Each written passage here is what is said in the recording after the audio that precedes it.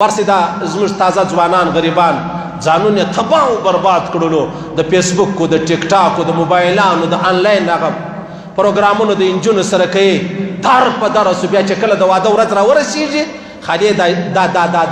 چهرې ته ګوره ژر مخ پې نیولی یې ولې دی په ځان خبر دی زه خو په ما کې هغه جوهر نشته زه به څه کوم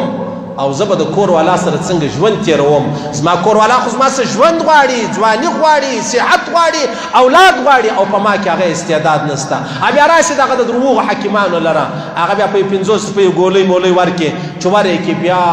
ورځ دوې 5 خو لا دی جوړ روغې 5مه ورځ چې پوښتنه وکړي بیا د ګردو مشکل را پیښ شوی بیا ګردې پیل بیا ګردو کې مطلب هغه انفیکشن راواخله بیا په ګردو کې نورې مسلې راواخله در په در شي تباه او برباد شي په د کور والا سره د هغه حکیم په درواغو ګولۍ باندې ګزاره یې څو در څو به کوي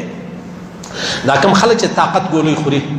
ستا منم حکیمان ښه حکیمان ستا شتې جوړوي هغه ښه صفا کار کوي خو لیکن ما در ټول 95% ځوانانو خطا وځئ مه په دې اشتهارو باندې مه خطا وځئ دا د سترګو بینایي چې ختموي هغه دغه ګولۍ ختموي ټول عمر به دې پر سر باندې درد دی ټول عمر به دې ازمیانه برابرېږي العده پر دې باندې تحقیق چې دی هغه سوی دی دغه ګولۍ د انسان د ژوند تباهي چې د هغه ګرځي